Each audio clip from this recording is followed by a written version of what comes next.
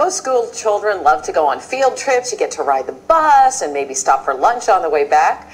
But now there is a new kind of field trip. As CBS News correspondent Susan McGinnis reports, it opens doors for kids and they don't even have to leave the classroom. The largest shark in the world eats big chunks of flesh. Truth or fact or myth? Myth. Myth, you say? Yeah, baby. Yeah, baby. These middle school students from White Plains, New York are on a field trip to the Moat Marine Lab in Sarasota, Florida. So have any of you ever seen a movie about sharks before? Yeah.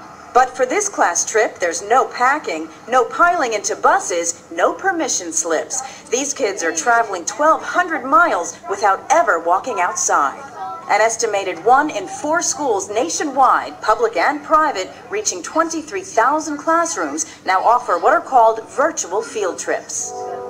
While they don't need their passports, these students are world-class travelers. One night, they brought in their sleeping bags and camped out so they could visit the Great Barrier Reef during daylight in Australia. I'm actually speaking to you via video conferencing. We have gone to over 21 countries. Jody Kennedy runs the school's program. As they go all over the world, they are able to see how similar really we all are as human beings, and the differences we have are really just cultural. The equipment comes from companies like Tandberg. It's the same technology businesses use for video teleconferencing. Anywhere a camera can go, a class can go. We're trying to bring up a generation. We want to give them exposure to as much as we can, and video allowed that to happen. From New York City, I did a little globe-trotting myself. So Fred, it's morning time here in New York City. What time is it there? At this moment, it is now 10 past 2 in the morning here in Australia. I'm in Oslo, Norway. So now I'm talking to you in real time in Oslo, Norway. Absolutely, you are. Back in the U.S., these Minnesota students were nice and toasty as they traveled through the Arctic on a virtual dog sledding expedition.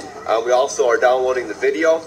Nervous? Stand up and say what you want to say, nice and loud. For students, the coolest part is the live interaction. Awesome! I felt like I was right there and I was with the sharks. Okay, so to make And it's not like in the movie they just tell us, and what if we have questions, we don't know about it, and she's actually answering them for us. Wow, those art projects look fantastic up there in New York. For teachers, there's no question about it. A new way of learning is giving these kids new skills. It's helping them to become incredible communicators. At 13, it's just so cool, say, oh, I've been to Ireland, I've been to Sweden, I've been to Mozambique, I've been to, where else have I been? Australia, now Florida.